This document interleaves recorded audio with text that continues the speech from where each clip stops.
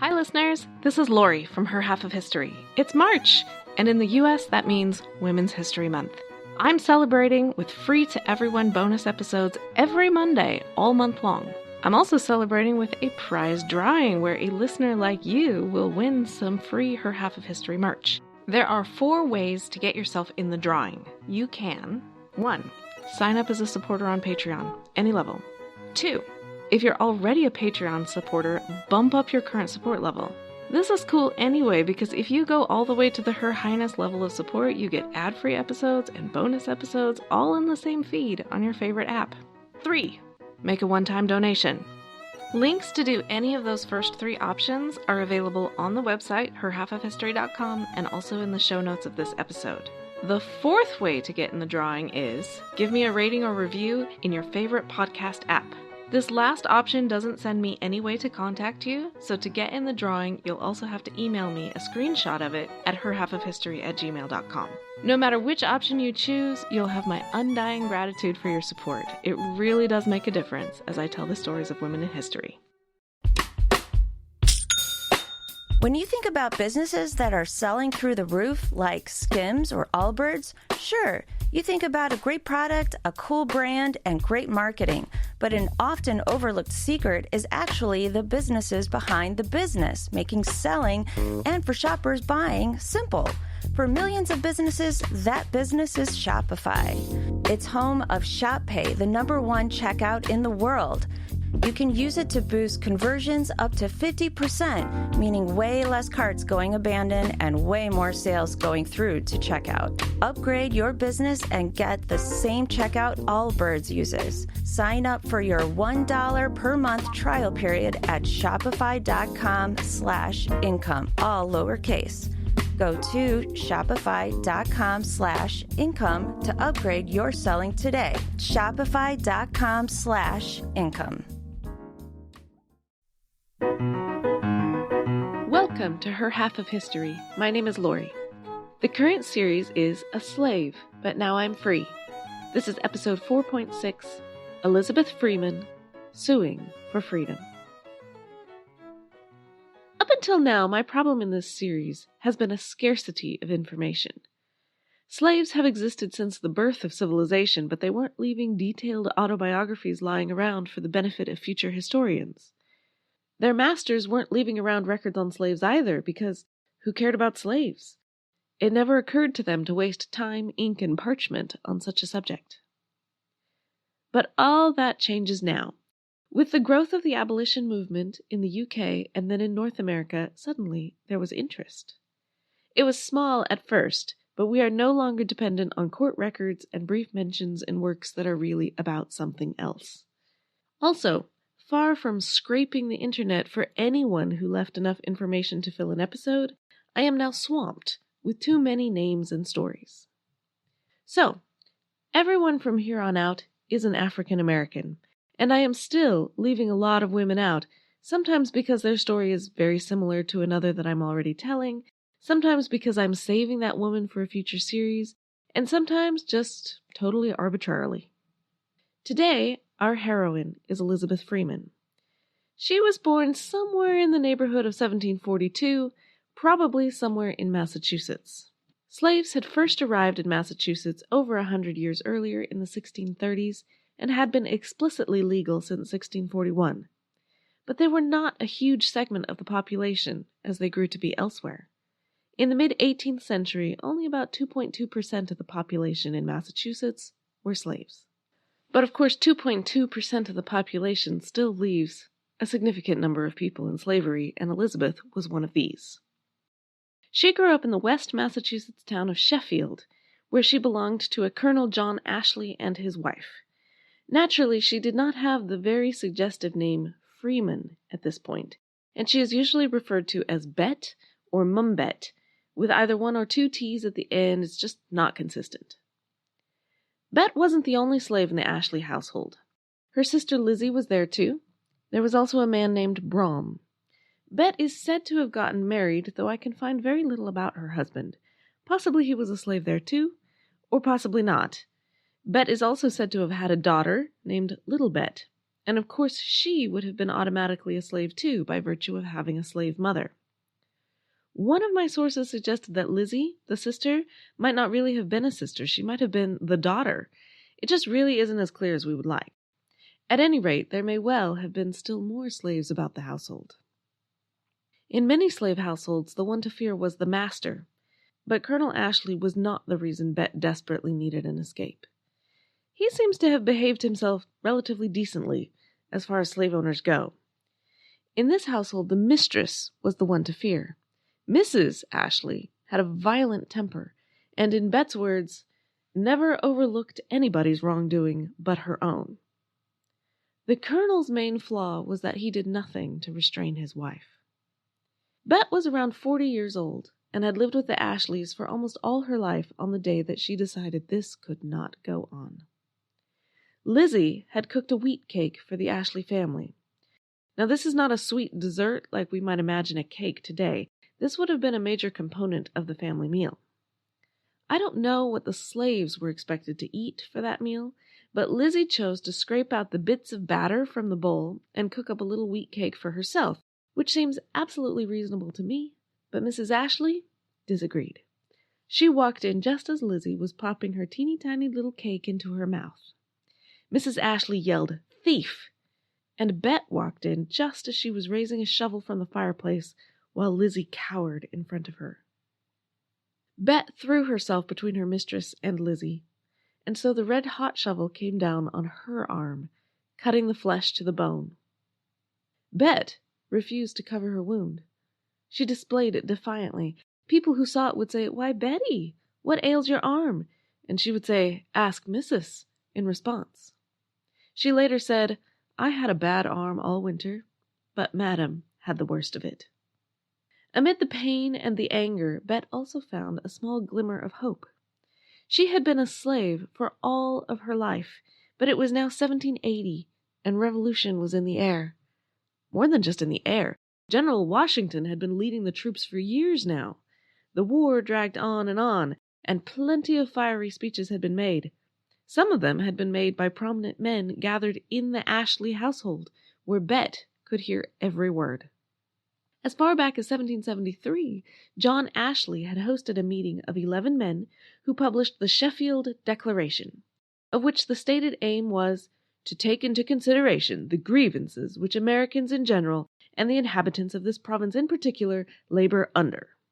The Sheffield Declaration resolved that mankind in a state of nature are equal, free, and independent of each other, and have a right to the undisturbed enjoyment of their lives, their liberty, and property. And resolved that the great end of political society is to secure in a more effectual manner those rights and privileges wherewith God and nature have made us free. At some point, Bet also heard the words of the brand new Massachusetts state constitution, which a certain John Adams drafted in 1779. It included a Declaration of Rights. It was hashed over by the world's first constitutional convention, with elected representatives from every town in Massachusetts, including Sheffield.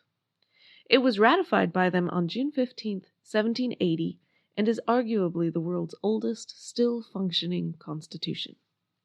Among other things, the Adams Constitution said, "All men are born free and equal, and have certain natural, essential, and unalienable rights, among which may be reckoned the right of enjoying and defending their lives and liberties." Bet, hearing this, made the very logical leap that so many of these men failed to make. She decided those words applied to her, despite the fact that she was black and female and had not been born free or equal to her owners. Bet went to see Thomas Sedgwick, an attorney in town. She told him she wanted to be free, and those words in the Constitution said she ought to be free. Naturally, she had no money to pay. Sedgwick took her case anyway. He was something of an abolitionist. But law cases take time, and naturally the Ashley household would be a rather awkward place to live in the meantime. So Sedgwick also invited Bet to stay with his family for a while. Now, I imagine that if this case had come up in another jurisdiction, it might have been thrown out immediately, because, as I discussed in episode 4.1, slavery just was. It always had been, Most of the authorities weren't wringing their hands over it, and they certainly didn't mean for all that give me liberty or give me death stuff to apply to their slaves. Goodness me, no. But this was Massachusetts, and the abolitionist movement was already gaining momentum. As early as 1764, a widely circulated pamphlet said, "The colonists are by the law of nature freeborn, as indeed all men are, white or black." Eczema is unpredictable, but you can flare less with Ebglyss, a once-monthly treatment for moderate to severe eczema. After an initial 4-month or longer dosing phase, about 4 in 10 people taking Ebglyss achieved itch relief and clear or almost clear skin at 16 weeks. And most of those people maintain skin that's still more clear at 1 year with monthly dosing. Ebglyss, lebrikizumab LBKZ, a 250 milligram per 2 milliliter injection, is a prescription medicine used to treat adults and children 12 years of age and older who weigh at least 88 pounds or 40 kilograms with moderate to severe eczema, also called atopic dermatitis, that is not well controlled with prescription therapies used on the skin or topicals, or who cannot use topical therapies. Ebglyss can be used with or without topical corticosteroids. Don't use if you're allergic to Ebglyss. Allergic reactions can occur that can be severe. Eye problems can occur. Tell your doctor if you have new or worsening eye problems. You should not receive a live vaccine when treated with Ebglyss. Before starting Ebglyss, tell your doctor if you have a parasitic infection. Ask your doctor about Ebglyss and visit ebglyss.lilly.com or call 1-800-LILY-RX or 1-800-545-5979. This episode is brought to you by Redfin. You're listening to a podcast, which means you're probably multitasking. Maybe even scrolling home listings on Redfin, saving homes without expecting to get them. But Redfin isn't just built for endless browsing. It's built to help you find and own a home. With agents who close twice as many deals, when you find the one, you've got a real shot at getting it. Get started at redfin.com. Own the dream. So it was on August 21st, 1781, that the case Brom and Bett versus Ashley came before the Court of Common Pleas. Now this is not a proud feminist moment, given that Bett was the originator of the suit, not her fellow slave Brom. But Brom was added to the front of the appeal because the last thing Bett needed was a wrangle over women's rights when the main point was to get her away from Mrs. Ashley. Having a man as the first plaintiff eliminated any possible excuses on that score. 1 day later, the jury decided in Bett's favor. She was free. She and Brom were awarded damages of 30 shillings plus £6 in court costs. Okay, so good that they got something, but the ratios there are still deeply unsettling. There were 20 shillings in a pound, meaning that court costs were 4 times more valuable than damages for a lifetime of slavery for 2 human beings. But at least they won, right? This case was one of several that led to an outright ban on slavery in the state of Massachusetts by 1783. John Ashley did file an appeal, but he withdrew it before it could be heard, probably because he knew that public sentiment was against him. He wasn't going to win. Meanwhile, what happened to Bett? Well, John Ashley offered to pay her wages if she would come back and resume her work. She said no. She renamed herself Elizabeth Freeman, which was a richly suggestive last name to choose. But her share of 30 shillings wasn't going to last long, and there weren't exactly a lot of other economic opportunities for a woman like her. Fortunately, the Sedgwick family liked her. The Sedgwick children liked her. She stayed with them as a nanny, midwife, and general household help. You might say that sounds very much like what she was doing in the Ashley household, and you'd be right as far as daily chores were concerned. The all-important difference was that she was free to leave, and she was paid, and no one hit her with red-hot shovels. The Sedgwick family were glad to have her for many reasons besides just domestic help. In 1786 and 1787, 4,000 rebels, protesting high taxes and debt, took up arms and marauded the countryside in what was called Shays' Rebellion. The Sedgwick home was a tempting target, for many reasons, not the least of which was that Sedgwick himself was often away at the capital. On more than one occasion, Bett defended the house. Once by shouting that she would scald any intruders with boiling beer. I'm not making this up, though it's possible that Catherine Sedgwick was. Once Bett did it by scaring away the prize mare the men were trying to steal.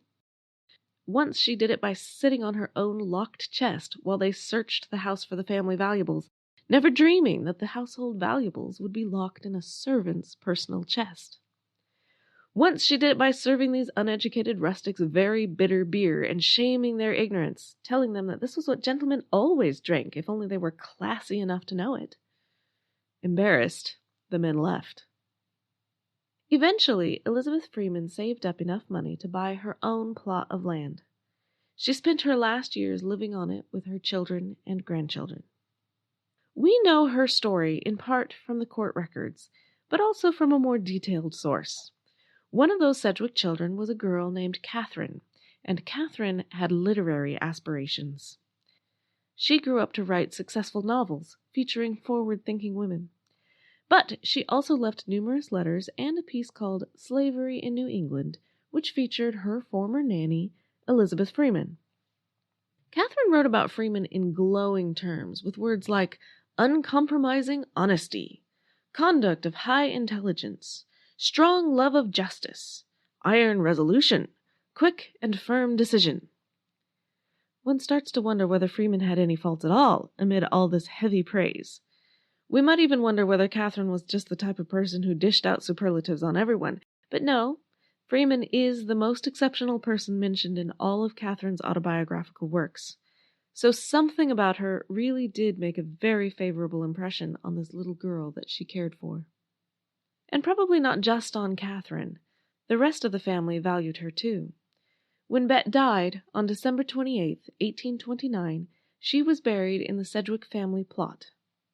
She is the only non-family member given that honor. The tombstone they erected said, Elizabeth Freeman, known by the name of Mumbet, died December 28, 1829. Her supposed age was 85 years. She was born a slave and remained a slave for nearly 30 years. She could neither read nor write, yet in her own sphere she had no superior or equal. She neither wasted time nor property. She never violated a trust, nor failed to perform a duty. In every situation of domestic trial, she was the most efficient helper and the tenderest of friend. Good mother, farewell. Up until now in this series, we've had next to nothing from the women themselves about how they felt about their slavery. Elizabeth Freeman is the first where I can tell you in her own words how she felt. She said, any time while I was a slave, if 1 minute's freedom had been offered to me, and I had been told I would die at the end of that 1 minute, I would have taken it. Just to stand 1 minute. I would have taken it to stand 1 minute on God's earth a free woman. I would. My sources this week were a hodgepodge of different articles, which I have cited on the website, herhalfofhistory.com. The only readily available book about Elizabeth Freeman is a children's book that is technically nonfiction, though it's really dramatized. I've got links to that on the website as well. Just as a side note, I am aware that there was a little discrepancy in my accounting here about whether she was nearly 30 years old or nearly 40 years old when she got out of slavery. That discrepancy exists in the historical record. If you can find time to give me a review on Apple Podcasts, that would be fabulous. If you've already given me a review there, you are wonderful. If you don't listen to this show on Apple Podcasts, that actually doesn't mean that you can't leave a review on Apple Podcasts. You can also find me on Twitter or Facebook. Next week, we will be moving south to Virginia, where I don't think a case like Elizabeth Freeman's would have gone so well. Fortunately, next week's heroine had some other advantages. I hope you listen in for it. Thanks.